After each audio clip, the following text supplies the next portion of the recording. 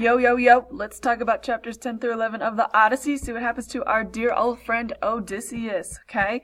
So hopefully, guys, your packet has either been signed off or checked, and if you're doing this at home, you have shown somehow that you've completed this before going to the video, okay? Alright, so first thing in chapter 10.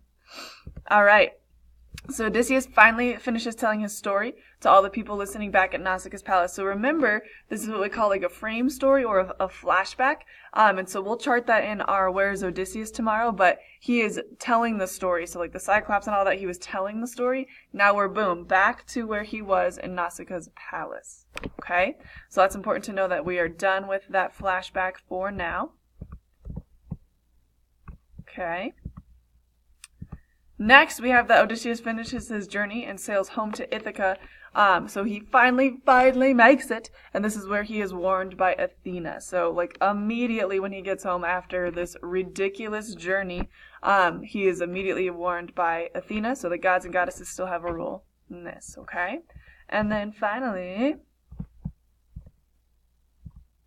Athena disguises Odysseus as a beggar so he won't be attacked by Penelope's suitors. While Odysseus was gone, a bunch of men went to his home and they were like, I'm going to marry Penelope, right? Because why would you not? She's a beautiful lady and she's like the richest, most powerful woman in Ithaca at this point. Why would you not try to get in on that, okay? So a bunch of suitors, that we call them, are at the house. And so Athena's disguising Odysseus in order for him to hopefully and ultimately win back Penelope. We'll see what happens there, okay? So that would be chapter 10 of the Odyssey. All right, chapter 11. So this is when Odysseus meets up with Eumaeus, is his name, the swineherd. So he sees him. This is a place where he kind of used to visit as a child. Okay. With that, the men kind of just sit around and share stories for a while. So Odysseus once more gets the chance to kind of talk about his journey, where he has been. But remember, he is still disguised as the beggar at this point. Nobody knows who he is. If he was not disguised, everyone would know who he is. He's a big deal. He's famous, even though he's been gone from home for so long. Okay? All right. And then the last one for chapter 11 is that Odysseus tells us a war story. And so that's kind of what we're talking about. But he pretends he's a different Greek soldier, so he doesn't give away his identity. So he doesn't want people, again, to completely know what's going on. But the men kind of get a chance to kind of reconnect and talk. And it's laying some groundwork for some stuff that's coming up. Okay? All right, so next, apply your knowledge. Look back through the chapters and pick one word from the text that you feel represents what is most important in these chapters. Why did you pick that word? So here, guys, you should have an explanation. Obviously, answers are going to vary, so I didn't pick one. But think about the tone. So what is the mood or feeling of both chapters? Pick one word to describe it. It doesn't have to be something that is super deep, but for this one, just one word, okay? And then think about why. So please explain here why. So check right now. Did you explain why? Are you still listening? I sure hope so. Cool. Word meanings. All right, so again, guys, no technology needed for these word meanings. This was all context clues. The first one was entrancing. So let's take a look at what we got here. We know that entrancing was describing something, so that makes it an adjective. It's making, or the inferred meaning is engaging or exciting when something was entrancing. Okay? And the way we know that is the stories they're telling keep their attention and are not boring. So if they're entrancing, they're exciting, they're engaging. Okay? The next one, I love this word, dryads. This one was used when they're talking about kind of the hillside where Eumaeus lives, right? It means little woodland fairies or creatures. And so when the sentence says, these woodland nymphs, that kind of helps me say, okay, I know what that means, right, from mythology. That's a word that I know. So dryads would be similar to that. Okay? I love that word.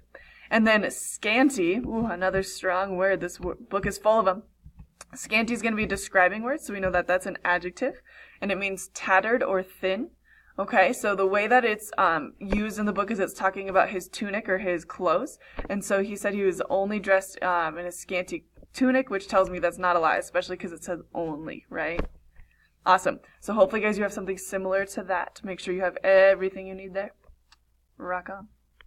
Last but not least, we have word meanings, or excuse me, author's language. We did words meaning. So here we have this passage. Odysseus had finished, and the silence fell over the hall. His tale had entranced the Phoenicians, we know that word. And now, as his voice died away in the shadows, they remained lost in another world. So first we're going to start with tone. Tone means that feeling or mood that we get from a passage or from some paragraphs. Here, hushed, sad, or melancholy, right? Everyone was kind of super into his story and then it kind of fell silent.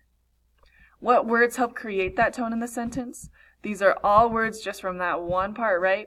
Silence, entranced, shadows, died, lost in another world. Cool. Figurative language. So now I'm going to look and say, okay, what do I see in this that might be figurative language? I heard that it said his voice died away. All right, so I'm going to think about what could that possibly mean? Well, in that case, I'm going to say it's personification, right? Yes, a voice is something we have as living people, but does it die? I don't know, right? So I would say it's probably personification. And then the last one, we have our positive, negative, neutral, and why, okay? For this one, I'm going to go ahead and say that it is negative. You can argue something different, right? But for me, this is negative because it has shadows, darkness, death. All of these things are not positive in my mind. Cool. All right, guys, we are trucking along. Hopefully you got what you need. Peace out.